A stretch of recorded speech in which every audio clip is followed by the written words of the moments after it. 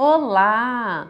Seja bem-vindo, bem-vinda a mais um bate-papo aqui na Grã Faculdade. Eu sou a professora Estela Rocha e coordeno os cursos da área de educação aqui da Grã Faculdade.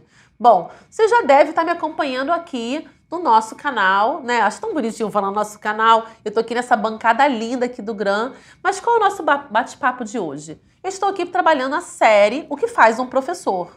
E o tema de hoje é: o que faz um professor? Ele ensina a dialogar. Exatamente.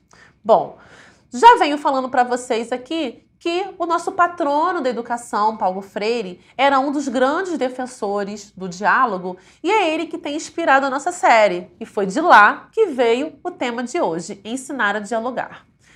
Vamos fazer aqui primeiro trazer na memória essa educação que muitos conhecem. Quando eu falo muitos, estou falando dos nossos pais, dos nossos avós, uma educação em que o professor entrava em sala de aula, o professor fazia ali o seu processo de ensino deliberado, ensinando um determinado assunto, os alunos aprendiam como? Copiando, fazendo exercícios, não é? Memorizando.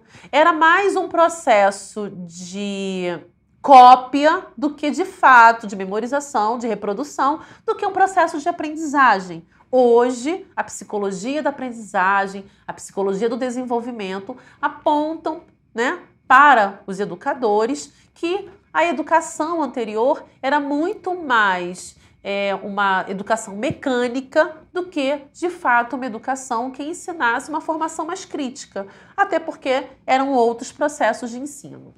Por mais que esse processo de ensino ainda permaneça hoje em muitos processos escolares, né? Muitas escolas pelo Brasil e pelo mundo.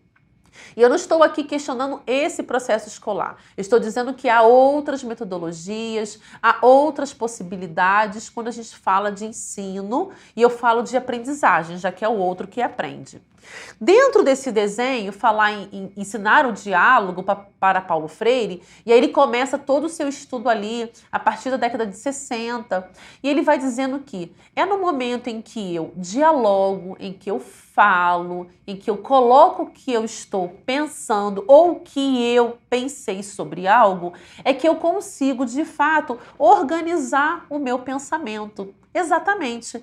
É lá na psicologia também que nós vamos entender que o processo de aprendizagem se dá por um processo de desequilíbrio do que eu já sei, não é? Eu tenho uma nova informação, ela vai se assentar com o meu pensamento, então eu vou desequilibrar o que eu já sei, eu vou acomodar, eu vou assentar e eu vou me reequilibrar com aquela nova informação. É assim que acontece, de modo bem simples, o processo de aprendizagem, que vai gerar o desenvolvimento, que gera novas aprendizagens e a gente vive nesse ciclo, né, durante a nossa vida até a nossa finitude.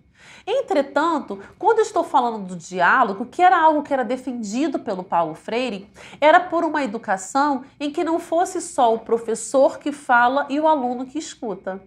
Era um processo em que ambos estão trocando, ambos estão partilhando.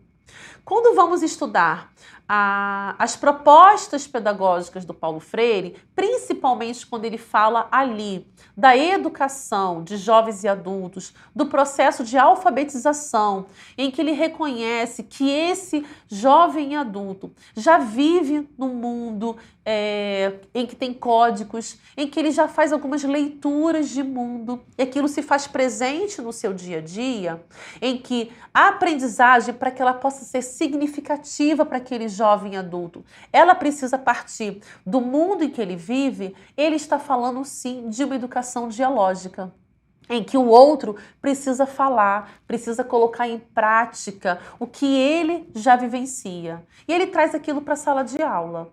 Então, entre as questões propostas para um professor, né, que ousa assumir a docência, em que ousa ir para a sala de aula, é escutar os seus estudantes. E como é que ele escuta os seus estudantes? Como é que ele possibilita o diálogo? Uma das coisas é dando ferramentas para que esse estudante entenda como ele deve se posicionar em sala de aula. Eu vou dar um exemplo da minha própria trajetória como professora. Esse ano de 2023, né, no ano passado, eu preparei uma atividade com os meus estudantes que era uma feira literária, e foi uma super feira literária na escola. Então, eles precisavam ler histórias infantis, construir uma nova história infantil com personagens de outras histórias. Outro dia eu conto com mais detalhe esse projeto para vocês. Eles tinham que construir uma maquete com com a nova história e organizar a sala para fazer a exposição para os demais colegas da escola. Eu dou aula numa escola de formação de professores, temos em torno de 1000 alunos naquela escola, então eles tinham que expor o que eles tinham preparado. Durante o processo de exposição, até antes da exposição, nós organizamos como tudo ia acontecer. E durante o dia, a gente precisou fazer mudanças. Uma das coisas que aconteceu durante a exposição, eu fiquei na sala com todos os alunos ali organizados com as suas maquetes e algumas estudantes ficaram do lado de fora, fazendo com que os alunos fossem entrando. E a gente tinha uma organização. A organização entra de 5 em 5 estudantes. Até que uma das meninas entra e fala: professora, tem muito aluno lá fora. Eu acho melhor entrar de 10 em 10. Daqui a pouco a gente precisou refazer o processo. Olha, as nossas... elas tinham feito uma caixa de brinde. Nossos brindes estão acabando. E se a gente abrir os saquinhos e dividir os brindes? Ou seja, é aquele momento em que, por mais que tudo estivesse planejado, aquelas estudantes entenderam que a gente precisava fazer mudanças. E elas vieram para a conversa porque elas sabem que seria possível, era permitido o diálogo. Então, desde o início do planejamento, vamos fazer assim, vamos fazer dessa forma, assim não fica tão interessante. Ensinar o outro a dialogar é ensinar o outro a fazer o seu exercício cívico, a ser um cidadão que escuta, mas que também que fala. Propicia o desenvolvimento crítico, porque ele vai precisar organizar as suas ideias. Em nenhum momento, na minha trajetória como professora, eu chego para um estudante e falo assim: você está completamente errado. Porque a forma como ele está colocando algo para mim, seja de forma escrita ou de forma ou pela fala, ali traz o entendimento dele sobre aquele assunto até ali.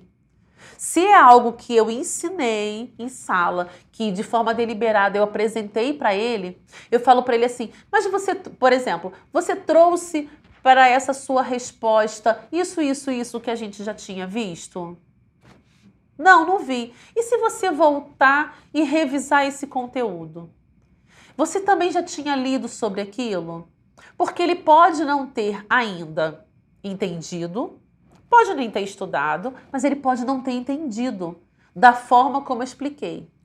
Talvez seja porque naquele dia ele não estivesse com a maturidade biológica, olha que eu falei aqui no início da nossa conversa, que ele talvez não tenha feito ainda todo o processo de reequilíbrio, ainda está ali acomodando, assentando, ou mesmo precisava de mais alguma coisa para poder chegar nesse processo e equilibrar aquele assunto.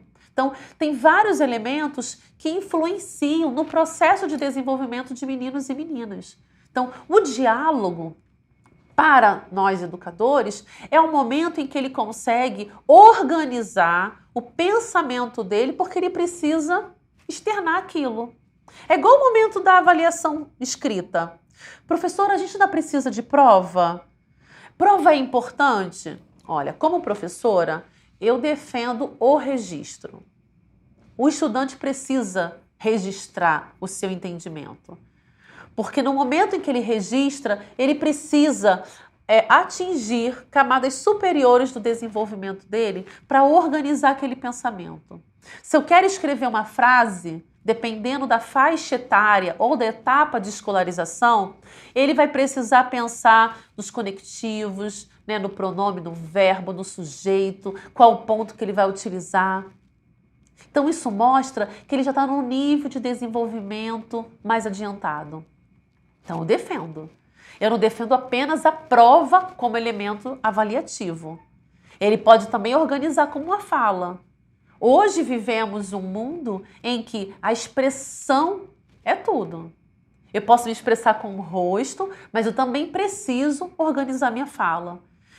Atualmente, eu já falei para vocês que eu estou trabalhando com professores, estou formando professores. Então, eu preciso que esse meu professor, ao longo de todo o ano, ele possa verbalizar.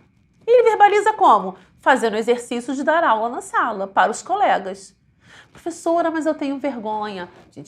Eu vou dando lá os elementos, né? Que estratégias ele pode utilizar, mas ele vai precisar dialogar. Dialogar com os outros, olhar nos olhos, levar o conhecimento que ele construiu. E quando o elemento não está bem pleno, eu faço as intervenções que são necessárias. Então, o professor, ele precisa ensinar o diálogo. Como que ele faz isso? Dialogando com os seus estudantes. Espero que você tenha gostado do nosso bate-papo e até o nosso próximo encontro. Tchau, tchau!